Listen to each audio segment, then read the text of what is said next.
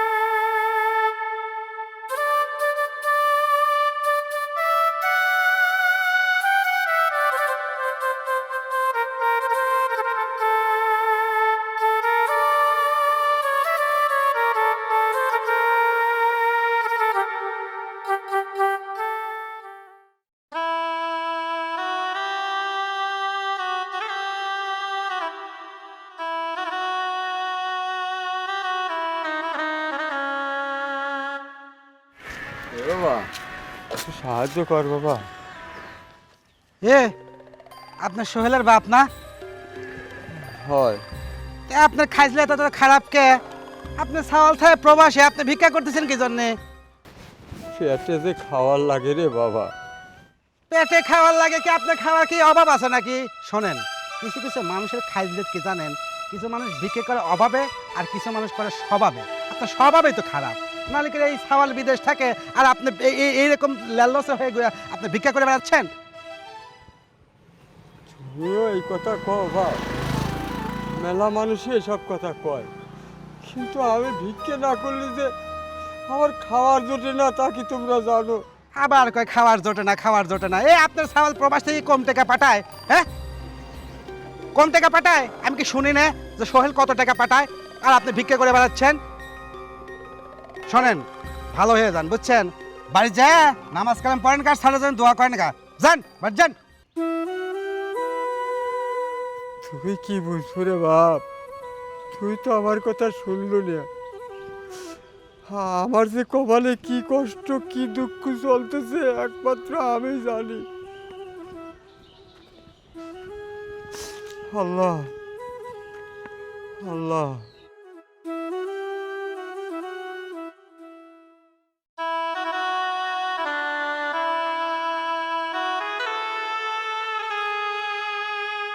বৌমা, বৌমা, ও বৌমা। কি হয়েছে? হ্যাঁ, বাড়ির আঙিনায় আসতে না আসতে বৌমা বৌমা করে এত চিল্লানোর কি আছে? খুব খিদে লাগেছে বৌমা, আমার গোটা দিয়ে খাবার দাও না। এই, তোর কি বাড়ির সামনে আসতে না আসতেই তোর পেটে কুমির ঢুকে থাকে? হ্যাঁ, যে বাড়ির সামনে আসতে না আসতে বৌমা আমাকে কয়টা খেতে দাও। আমি কি তোর জন্য খাবার নিয়ে বসে আছি যে আমার শ্বশুর আব্বা কখন ভিক্ষা করে আসবে তখন আমি ওনাকে গাড়ি তুলে খাওয়াই দেব? ও, আসল কথাই তো যাচ্ছি না। তুই যে ভিক্ষা করতে গেছিলি, তুই কি এসে আমার হাতে টাকা দিয়েছিস যে তোকে আমি খাইতে দেবো? টাকা দে, কয় টাকা পেয়েছিস আজকে? আজ খুব একটা বেশি পাই নাই বৌমা, মানুষের কাছে আমি চাই কিন্তু মানুষ তো দিবে চায় না। 50, 60, 70, 80, 90, 100, 102 টাকা। এই এই যুগে 102 টাকার কি হয়? হ্যাঁ, তুই যদি ভালো একটা হোটেলে খাইতে যাস, তোর ভাত, তারপর একটা ডিম, না একটা ডিম দিয়ে ভাত কখনোই তো হবে না। তোর তো এই টাকা দিয়ে ভালো করে ডাল ভাতে হবে না, তাও তো পেট ভরবে না। আর তুই এই টাকা এনে আমাকে দিচ্ছিস, এই টাকার বিনিময়ে আমি তোকে খাইতে দেবো? এই, আমি তো বাড়িতে ডাল ভাত রান্না করি না, আমি তো মাছ মাংস রান্না করি। আর মাছ মাংস খাওয়ার টাকা তো তুই আমাকে দিসনি, তাহলে তোকে তো আমি কোনো প্রকার খাবার দিতে পারবো না। শোন, তোকে আমি বলি নাই যে আপাতত 500 করে টাকা এনে আমাকে দিবি, তাছাড়া আমি তোকে খাইতে দেবো না। আর এই সামান্য 100 টাকার বিনিময়ে তোকে আমি খাইতে দেবো, তুই ভাবলে কি করে? বৌমা, আমি কি করব? আমি তো সব দাঁড়ে দাঁড়েই চাই, কিন্তু কেউ তো ভিক্ষে দিবে চায় না। আবার অনেকেই জানে আমার সাওয়াল প্রবাসে থাকে, এই জন্য তারা ভিক্ষে দেয় না। আরও আমার কয় যে তোমার সাওয়াল গাদি গাদি টেকা পাঠায়, সেই টেকাই তো তুমি খায়া ফুটে পারবে না। আমি কি কব? তারপরে ধরো যে আমার দিক তাকায় সকলেই কয় যে আপনি তো সুস্থ সবল মানুষ, আপনাকে আমার ভিক্ষে দেওয়া লাগবে কে? তাহলে আমি কি করব কও? তুই ঠিকই বলেছিস। তোর মতো একটা সুস্থ মানুষকে তো মানুষ ভিক্ষা কখনোই দেবে না। ঠিক আছে, সমস্যা নাই। কিভাবে মানুষ তোকে ভিক্ষা দেবে সে ব্যবস্থাও আমি খুব ভালো করে করতে পারি। দেখ এবার তোর আমি কি অবস্থা করি, দে এগুলা দে। বৌমা,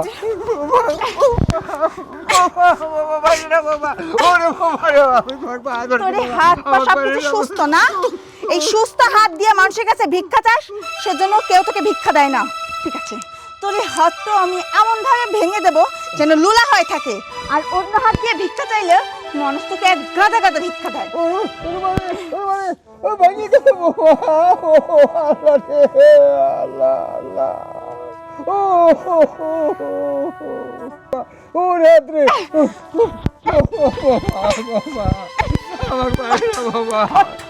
ওঠ বলছি, ওঠ। হাত ভাঙছে না? হ্যাঁ, শোন, এইবার যা, এবার এই ভাঙা হাতটা নিয়ে ভিক্ষা করতে বের হ। দেখবি তোর না চাইতেই তোর সামনে ভিক্ষার থালা টাকাতে একবার পরিপূর্ণ হয়ে যাবে। তোর মানুষ তোকে দেখে বুঝতে পারবে যে তুই একটা পঙ্গু মানুষ। শোন, তুই এখন আবার ভিক্ষা করতে যাবি, আর ভিক্ষা করে যদি তুই আমাকে বেশি বেশি টাকা এনে না দিস, তাহলে তোর জন্য খাবার একটুও হবে না। আর যদি ভিক্ষা করে আমার হাতে টাকা এনে দিতে পারিস, তাহলে এই বাড়ির ভাত তোর পেটে জুটবে, তাছাড়া জুটবে না। যা, ধর ধর ধর, যা এক্ষুনি যা, যা।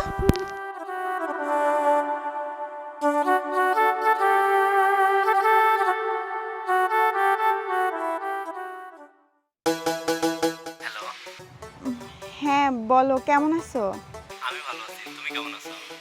আমিও অনেক ভালো আছি। কি করছো এখন? এই তো ডিউটিতে যাব, বের হচ্ছে। আচ্ছা, বাবা কেমন আছে? বাবা বাবা ভালো আছে, বাবা অনেক বেশি ভালো আছে। তোমাকে ভালো রাখার ব্যবস্থা করে ফেলছি, তোমার জন্য না একটা গুড নিউজ আছে। Good news? কি গুড নিউজ আমার জন্য? আমি তো বাংলাদেশে চলে আসতেছি। কি, তুমি বাংলাদেশে চলে আসতেছো মানে? হ্যাঁ, আমার সব কিছু রেডি করে ফেলছি। আমি যত সম্ভব কালকেই বাংলাদেশে চলে আসবো। কি কি বলছো তুমি এসব? তুমি তো আমাকে আগে থেকে কিছু জানালে না। জানাই নেই, ভাবছিলাম যে তোমাকে দেশে গিয়ে সারপ্রাইজ দিব, কিন্তু তোমাকে না জানালে আমার কেমন যেন লাগতেছে, এই জন্য আজকে জানিয়ে দিলাম। যাই হোক, আমি আজকে সেই ডিউটি, তো ডিউটিটা শেষ করব, আবার তোমাদের জন্য শপিং করব, তারপরে কালকে চলে আসবো। আচ্ছা ঠিক আছে, তাহলে এখন রাখি। ওকে, বাই। বাই। সোহেলটা কি বললো? আগামীকালকে বাংলাদেশে চলে আসতেছে। ও যদি এসে দেখে যে আমি ওর বাবাকে দিয়ে রাস্তায় রাস্তায় ভিক্ষা করাই, তাহলে তো আমার অবস্থা খারাপ হয়ে যাবে। এখন কি করব? হ্যাঁ, এই বিপদ থেকে একমাত্র আমাকে উদ্ধার করতে পারে মা। যাই, গিয়ে আগে মায়ের কাছে সব কিছু বলি। মা, কি করব বলো তো? আমার তো খুব ভয় করছে। এই যে আমি আমার শ্বশুরকে দিয়ে রাস্তায় রাস্তায় ভিক্ষা করাই, এই কথাটা যদি এখন সোহেলের কানে যায়, তাহলে কি হবে?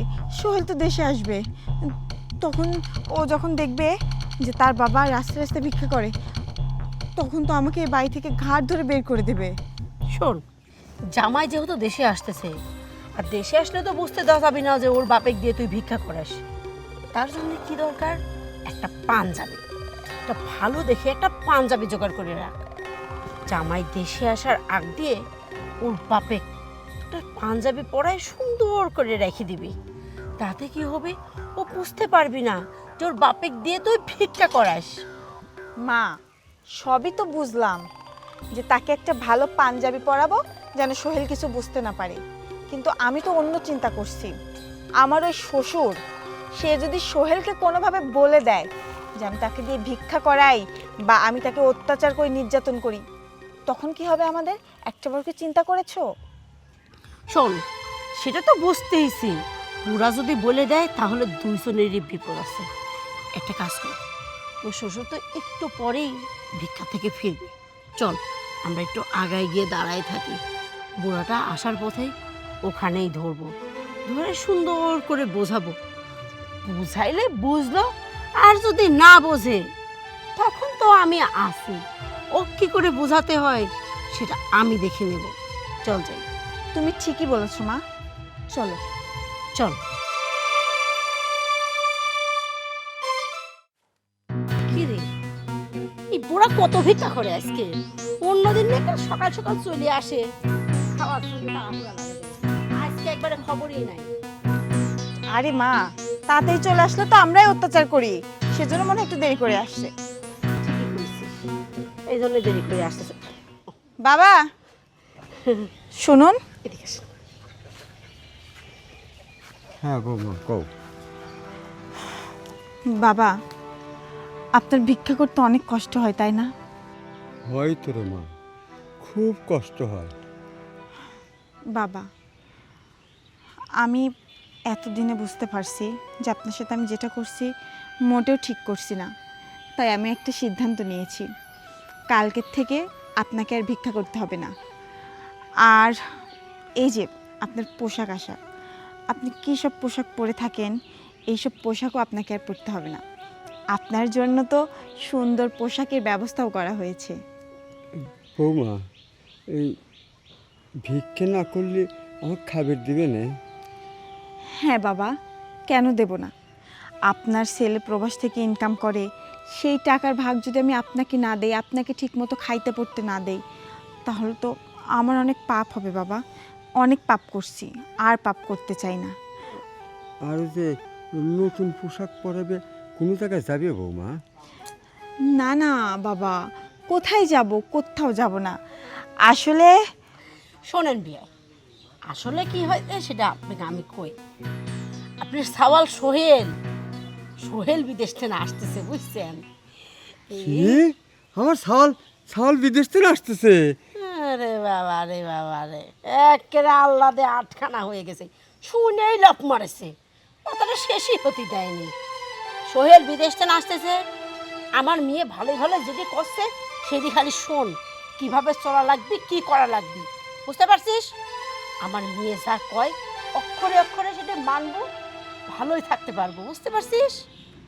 হ্যাঁ বাবা, মা যেটা বললো সেটা ভালোভাবে আপনি বুঝে নেন। আরেকটা কথা, এই যে এতদিন আপনার উপরে এত অত্যাচার করছি, নির্যাতন করছি, আর এই যে আপনাকে দিয়ে রাস্তায় রাস্তায় ভিক্ষা করিয়েছি, এই সব কথা যদি সোহেলের কানে যায় তাহলে কিন্তু এর ফল ভালো হবে না।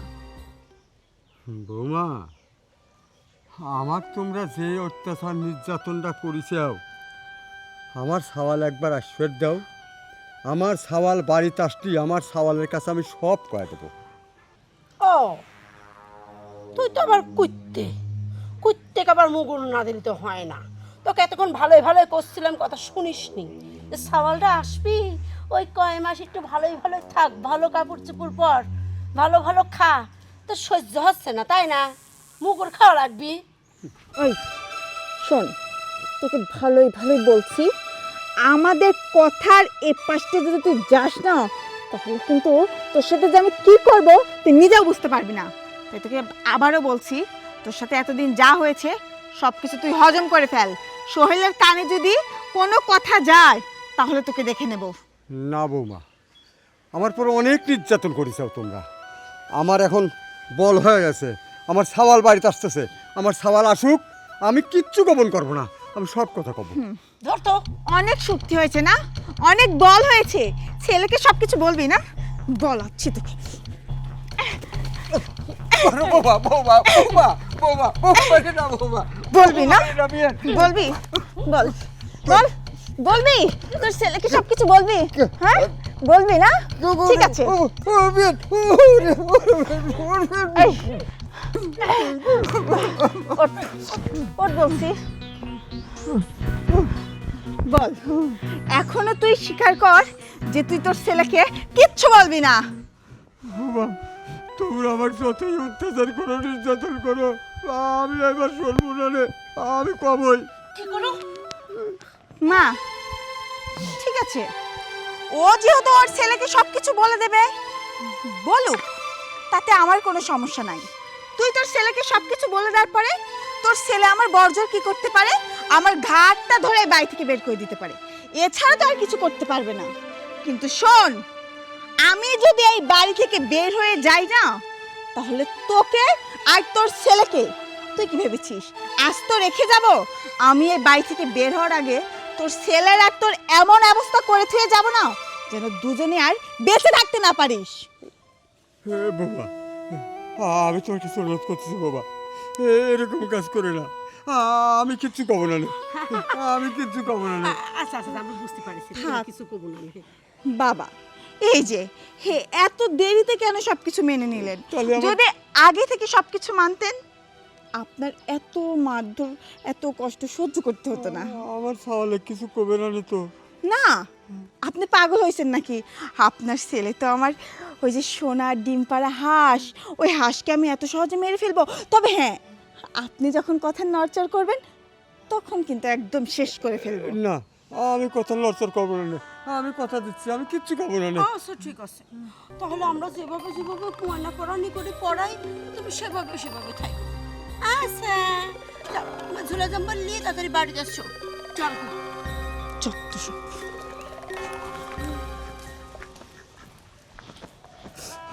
না, আমি আমার সাওয়ালের কোনো ক্ষতি হবে দেবো না। আমার পর যত অত্যাচার নির্যাতন করে করুক, তাও আমি আমার সাওয়ালের কোনো ক্ষতি হবে দেবো না।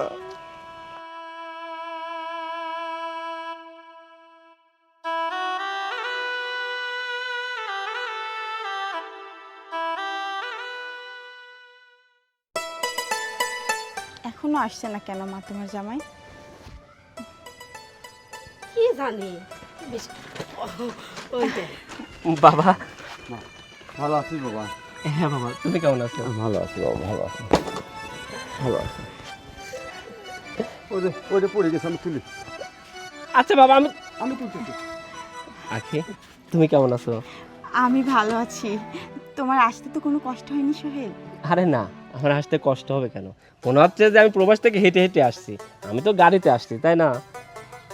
বাবা, তুমি এত শুকায় গেছো কেন? মনে হয় ঠিক মতো খাওয়া দাওয়া করো না। বাবা রে, বয়স হয়ে গেছে না আমার। তুমি এই কথা বলছো? বাবাকে আমি কতবার করে বলি, বাবা খাওয়া দাওয়াটা তো অন্তত ঠিক মতো করেন। তোমার বাবা তো নাছরবান্দা, আমার কোনো কথাই শোনে না। তোমার বাবা খাওয়া দাওয়াই করতে চায় না ঠিক মতো, সেই জন্য তো এমন শুকায় গেছে। কি বাবা, তুমি ঠিক মতো খাওয়া দাওয়া করো না কেন? নিশ্চয় আমার টেনশন করো যে আমার ছেলেটা প্রবাসে কি করতেছে, কি খাচ্ছে না খাচ্ছে। আরে বাবা, আমরা তো প্রবাসে অনেক ভালো ভালো খাবার খাই। যাই হোক, এতদিন যাই করছো, এখন কিন্তু আমি প্রবাস থেকে চলে আসছি, এখন কিন্তু ঠিক মতো খাইতে হবে। হ্যাঁ আচ্ছা বাবা। কি এ জায়গায় দাঁড় করে রাখবা নাকি ভিতরে নিয়ে যাবা? ওই যে দেখো, তুমি আর বাবা যে গল্প শুরু করেছো, হ্যাঁ, আমরাও তোমাদের সাথে মগ্ন হয়ে পড়েছি। চলো সোহেল, ভিতরে চলো। চল চল বাবা, আমি নিচ্ছি। আমি নিচ্ছি, চল চল চল। চল।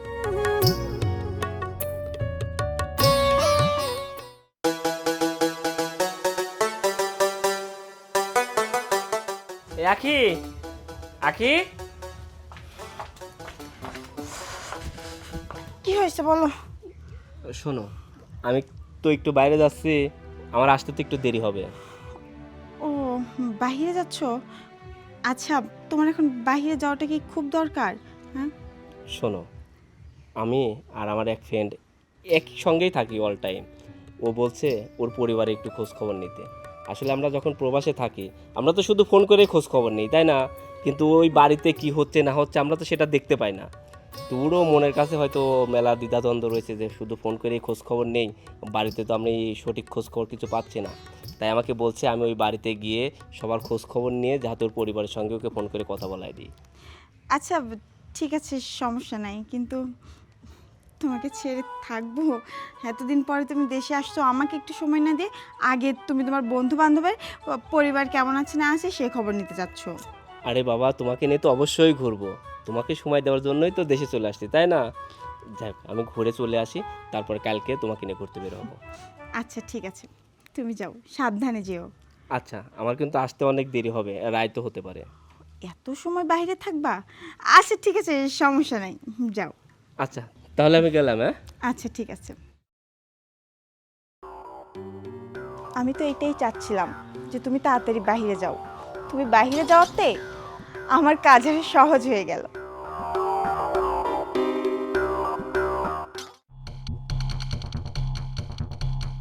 বাবা, বাবা, বাবা, বৌমা, বৌমা, এতবার ডাকতে হয় কিসের জন্য? হ্যাঁ, ছেলে প্রবাস থেকে আসতে জন্য নিজেকে যে একবার মহারাজা মনে করতেছেন, ডাকলেও যে পাওয়া যায় না। শোনেন, আপনি হয়তো ভুলে গেছেন যে আপনাকে আমি কয়েকটা শর্ত দিয়েছিলাম, যে আপনি যদি ভিক্ষা করে টাকা এনে আমার হাতে না দেন তাহলে আপনাকে আমি খাইতে দেব না। কথাটা কি মনে আছে নাকি ভুলেই গেছেন? মনে আছে বৌমা। মনে আছে? তাহলে এখানে কেন দাঁড়িয়ে আছে? না, সকাল হয়েছে, সে কখন? ভিক্ষা করতে যাইতে হবে না? কি হা করে মুখের দিক তাকিয়ে থাকেন কেন? ভিক্ষা করতে যাইতে হবে না? আপনি কি ভেবেছেন আপনার ছেলে প্রবাস থেকে বাড়ি আসছে জন্য আপনার ভিক্ষা করা বন্ধ? না, আপনার ছেলে তো কিছুদিনের জন্য বাড়ি আসছে, সে তো আবার দূর প্রবাসে চলে যাবে, তখন তো আবার সে আপনাকে ভিক্ষা করে খেতেই হবে। আর এখন যদি শুয়ে বসে থাকেন তাহলে ভিক্ষা করা তো আপনি ভুলে যাবেন, তাই না? তার চেয়ে ভালো আপনি ভিক্ষা করতে যান। আপনি দাঁড়ান, আপনার ওই যে ঝোলা, তারপর আপনি লাঠি আমি এক্ষুনি নিয়ে আসছি।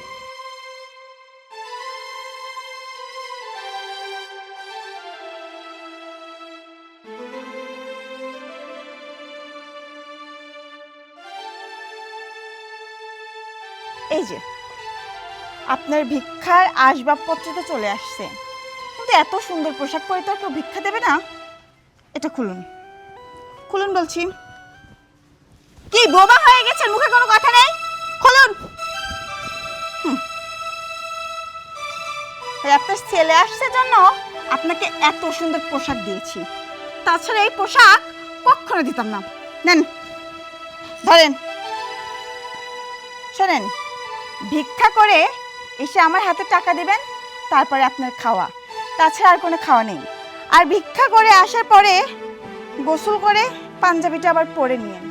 আপনার ছেলে যেন কোনাক্ষরেও টের না পায় যে আপনি ভিক্ষা করতে গেছিলেন। আর যদি আমার উপরে হাত ঘুরিয়ে আপনার ছেলেকে কিছু বলার চেষ্টা করেন তাহলে তো বলেই দিয়েছি, আপনাকে আর আপনার ছেলেকে একবারে শেষ করে দেব। না বৌমা।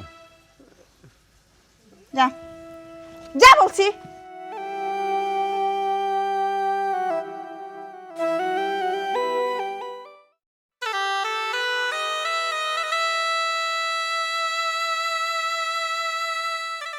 বাবারে, একটু সাহায্য কর বাপ,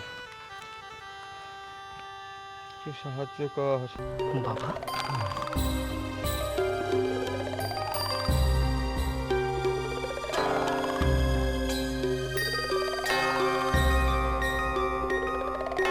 এই নাও। আচ্ছা, আপনি এ বয়সে ভিক্ষা করেন, আপনার ছেলে মেয়ে নাই? আছে রে বাবা, আল্লাহ আমাকে একটা সওয়াল দিছে, আমার সওয়াল প্রবাসে থাকে। কি বলছেন? আপনার ছেলে থাকে প্রবাসে আর আপনি রাস্তা রাস্তা ভিক্ষা করছেন? কি আর কব, দুঃখের কথা রে বাবা। আমার বৌমা, আমার সওয়ালের বউ, আমি ভিক্ষে করে না দিলে পরে আমার বৌমা আমার খাবার দেয় না। কি বলছেন? আপনি বলছেন আপনার ছেলে প্রবাসে থাকে আর আপনার বৌমা আপনি ভিক্ষা করে টাকা না দিলে আপনাকে খাইতে দেয় না? আমার খাবার দেয় না রে বাবা। কেন এ কথা আপনি ছেলেকে বলতে পারেন না? আমারে আমার একটাই মুখের ধন। আমার বৌমা কইছে আমি যদি সওয়ালের কাছে সব কথা কই, বৌমা আমার সওয়ালের মারিয়ে ফেলা দিবি। আমি বাপ হয়ে কি সওয়ালের মরা চাই কম? আমার যত কষ্টই হোক আমি ভিক্ষে করে নিয়ে বৌমার হাতে দেব, তাও জানি আমার সওয়ালের কোনো ক্ষতি না করে। ঠিকই বলছো বাবা, কোনো বাবা চায় না তার সন্তানের কোনো ক্ষতি হোক। বাবা সোহেল,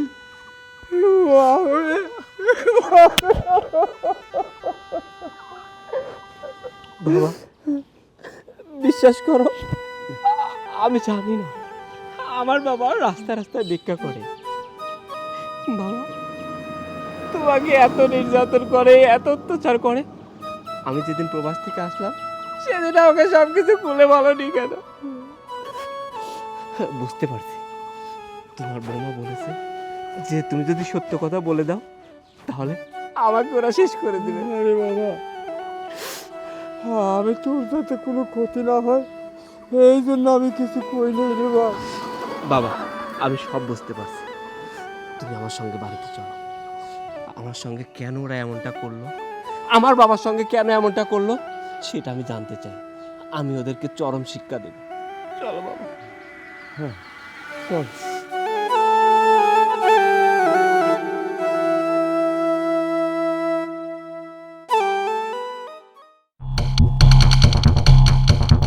আখি দাঁড়াও, কোথায় যাচ্ছ? কোথাও না, হয় এদিকেই। আচ্ছা বাবা কোথায়? বাবাকে তো সকাল থেকে আমি খুঁজে পাচ্ছি না। এ তোমার বাপ মনে হয় ও তো পশ্চিম পাড়া মসজিদে তাবলিগ আছে কইলি না, ওই তাবলিগের মনে হয় দেখা করতে গেছে। যে নেই বিশ্বাস করো তাবলিগ আসার কথা শুনবি, সে নেই না খাই দেয় যাই বসে থাকে, বুঝছো? হ্যাঁ সোহেল, তবে বাবা আমাকে যাওয়ার সময় এটাও বলে গেছে বাবা নাকি নামাজ আদায় করে তারপরে আসবে। আস্তে আস্তে বিকেল হয়ে যাবে, একবারে আসরের নামাজ পড়ে আসবে তো। ও আমার বাবা মসজিদে গেছে নামাজ পড়তে, এটা তো অনেক ভালো কথা তাই না? ওই দেখো বাবা নামাজ শেষ করে বাড়িতে চলে আসছে। হ্যাঁ, ওরে বিয়াই, আপনি না মসজিদে তাবলিগের সাথে দেখা করবে গেছিলেন, ও মা পাঞ্জাবি পরে গেলেন আর এমনি ফকিরের মতো ড্রেসকে পরেছেন। ওইটাই তো কথা বাবা, আপনাকে আমি এত সুন্দর একটা পাঞ্জাবি কিনে দিলাম, আপনি সে পাঞ্জাবি কাকে দিয়ে আসছেন? চুপ! আরে একটা মিথ্যা কথা বলবে না। দেখ তো যন্ত্রণার কথাবার্তা, মিথ্যে কথা কব কিসের জন্য? নিশ্চয়ই কোনো ফকিরের পাঞ্জাবি ছিলি না, বুঝছিস? তোর শ্বশুরের আবার যে দরদ, বিশ্বাস করো জামাই, তোমার বাপের না সেই দরদ, যার যে দুঃখ দেখলি সেই দুঃখের কথা শুনি তাকে সে দান করে দেয়। নিশ্চয়ই পাঞ্জাবি দিয়ে ওর ড্রেসটা পরিয়ে আম্মা আরে একটা মিথ্যা কথা বলবেন না, অনেক মিথ্যা কথা বলছেন, আর কত মিথ্যা কথা বলবেন।